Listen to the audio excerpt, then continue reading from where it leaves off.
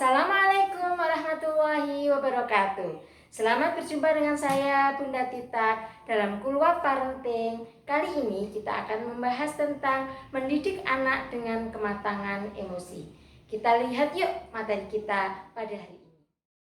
Baik, kita masuk pada materi kita mendidik anak dengan kematangan emosi. Apa itu emosi? Dalam Kamus Besar Bahasa Indonesia dikatakan bahwa emosi itu merupakan luapan perasaan yang berkembang dan surut dalam waktu yang singkat. Diartikan juga sebagai keadaan dan reaksi psikologis dan fisiologis seperti kegembiraan, kesedihan, keharuan, kecintaan, keberanian yang bersifat subjektif. Nah, yang sering diartikan oleh kebanyakan orang emosi itu adalah arti marah, padahal marah hanya sebagian kecil saja dari emosi.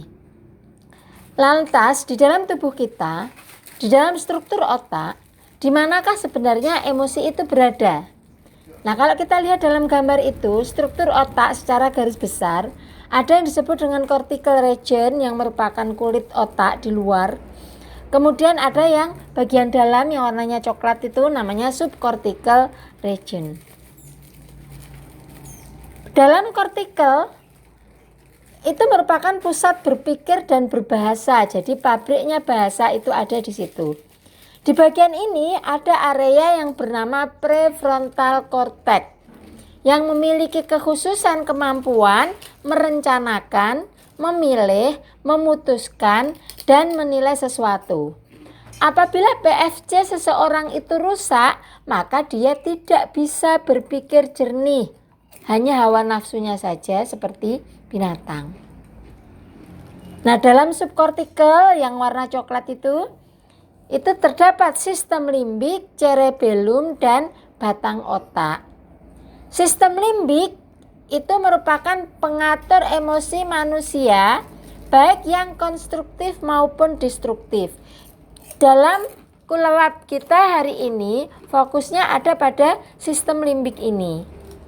Sedang batang otak itu dikatakan juga sebagai reptilian brain, karena ada sifat kerja yang mirip kerjanya dengan reptil, reaktif. Jadi kalau ayah bunda itu reaktif, sedikit-sedikit marah, sedikit-sedikit nyubit, sedikit-sedikit mukul. Hati-hati, otaknya ayah bunda itu sebenarnya adalah otak buaya. Kemudian pada bagian sistem limbik, bagian sistem ini seperti otak kuda, pabriknya emosi. Sedangkan pada cerebellum atau otak kecil di sini berfungsi sebagai pengatur irama dan koordinasi gerakan agar gerakan itu jadi teratur. Baik otak cortical region maupun subcortical region yang ada batang otak, cerebellum, dan sistem limbik, semuanya saling terkait dan saling mempengaruhi. Maka kita perlu memiliki keseimbangan pada bagian-bagian itu semua. Berbagai riset membuktikan bahwa kondisi lingkungan anak yang cenderung emosional itu menyebabkan gangguan tumbuh kembang anak. Jadi sikap kita dalam pengasuhan itu nyetrum ke anak-anak akan seperti apa nantinya. Makanya kita sebagai orang tua perlu hati-hati dalam melakukan pengasuhan. Perilaku emosional itu bisa mengenai sistem sambungan neuron. Dalam kondisi tekanan mental, neuron-neuron itu mengalami pemutusan sambungan. Bahkan bisa mempercepat mengalami kematian. Makanya hati-hati, jangan sedikit melotot. Hati-hati karena bisa memutus sambungan neuron itu tadi atau bahkan mempercepat kematian. Perilaku emosional berdampak pada orbitofrontalis cortex, itu yang berwarna hijau nyala itu ya. Itu mengecil dan dampaknya anak terancam memiliki empati. Jadi kalau kita lihat pada banyak sekali atau fenomena-fenomena yang terjadi saat ini dengan tidak adanya empati, itu bisa jadi OFC-nya bermasalah. Nah, bagaimana agar emosi orang tua terkontrol dengan baik? Ayah bunda sekalian, kadang-kadang kan rasanya itu jengkel, kesel, pengen marah. Maka berikan jeda dengan tarik nafas panjang, hembuskan pelan-pelan. Ikuti kemudian dengan istighfar. Astaghfirullahaladzim. Lalu duduk dengan tenang. Kalau rasanya masih sulit, berbaringlah, tenangkan diri. Atau yang sangat baik, hal yang bisa kita lakukan adalah segera ambil air wudhu. Nah, lalu bagaimana anak-anak yang sudah terlanjur mendapatkan perlakuan emosional dari orang tuanya? Anak baru ngerjakan tugas bingung, "Ma, aku nomor 2 gak bisa, Ma." Langsung, "Apa? Kerjakan sendiri, baca buku." Sudah dibelikan buku, gak segera dikerjakan, dibaca bukunya. Misalnya, sedikit-sedikit seperti itu, sedikit-sedikit marah. Bagaimana kalau anak-anak yang sudah terlanjur mendapatkan perlakuan yang seperti itu dari orang tua? Ayah bunda yang dicintai oleh Allah, alhamdulillah kita bersyukur kepada Allah. Allah menciptakan otak itu bersifat plastis. Jadi kayak plastisin itu bisa dibentak-bentuk. Neuroplastisitas adalah kemampuan otak membuat sirkuit baru, mengubah zat kimia pembawa pesan, dan membangun hubungan-hubungan yang lebih menetap. Jadi kalau kita sudah terlanjur nesunan, marahan, gampang ngamuk, segera bikin sirkuit baru dengan cara kita rubah sikap kita kepada anak-anak dalam pengasuhan dengan lemah lembut, dengan keakraban, dengan kedekatan. Dan buat ini merupakan sesuatu yang menetap, berarti kita harus menjadi karakter kita orang tua, sehingga nanti menetap pada sambungan anak-anak, pada sirkuit barunya anak-anak.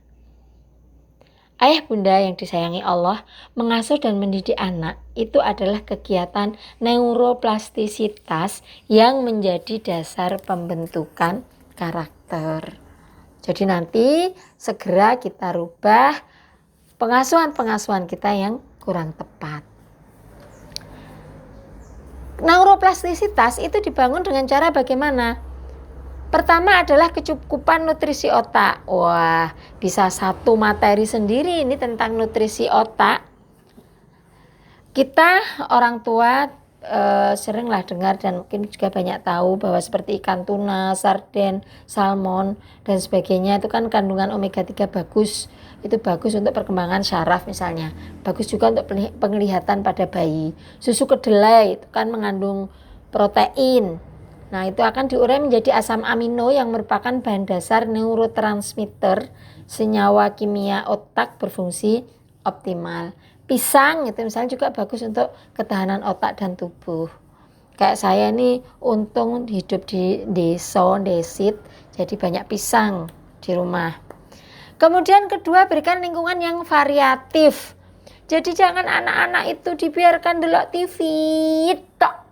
Dibiarkan main HP tok. Biarkan anak-anak itu main, naik-naik pohon. Jangan baru naik sudah turun pegak. Jangan sedikit-sedikit seperti itu. Biarkan anak-anak itu main sepeda. Biarkan anak-anak itu belepot tanah, main tanah liat. Biarkan anak-anak itu mencicipi berbagai resep makanan, main masak-masakan. Biarkan anak-anak itu melatih pendengarannya, menstimulasi pendengarannya. Biarkan anak-anak itu audionya, visualnya terlatih dengan baik, terstimulasi dengan baik. 5 panca indera itu berikan tempat dengan memfasilitasi lingkungan yang variatif. Berikan pengalaman emosi yang konstruktif. Nomor berapa ini? Nomor 3 ya. Berikan pengalaman emosi yang konstruktif. peluk anak, cium anak, tatap anak ketika mau bercerita, berikan support, berikan kenyamanan ketika mau curhat. Jadi jangan belum-belum sudah dibentak, jangan belum-belum sudah di-cut. Berikan pengalaman emosi yang konstruktif. Yang keempat, berikan rangsangan rasional. Ini yang seringkali fokus orang tua di sini. Nah, kalau kita lihat pada yang bahasan kita di depan tadi, maka berikan stimulus anak agar membuat plan seperti liburan sekarang ini misalnya. Ayo kita membuat plan, enaknya kita apa saja yang kita lakukan. Kemudian berikan pilihan-pilihan, jangan semuanya didiktekan oleh orang tua. Jangan semuanya orang tua yang menentukan. Biarkan anak-anak itu belajar membuat keputusan. Jangan keputusan mesti kita yang memutuskan. Akhirnya sudah punya istri, sudah punya suami, apa-apa keputusan nanyanya ke orang tua. Berikan kemampuan untuk memutuskan. Juga kemudian biarkan anak-anak itu menilai mana yang baik dan mana yang buruk, mana yang lebih baik dari yang baik dan seterusnya. Berikan kesempatan untuk melakukan aktivitas fisik, baik motorik halus maupun motorik kasar. Motorik halus itu akan mempengaruhi sifat kesabaran, karakter sabar, tekun. Aktivitas fisik motorik kasar itu biasanya keberanian, ketangguhan, perlu kita berikan.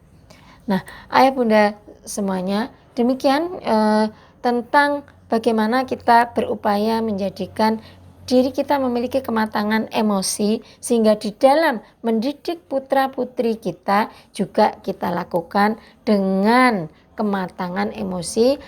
Ingat, kita perlu ingat bahwa pengasuhan anak itu sesungguhnya adalah pengasuhan orang tua.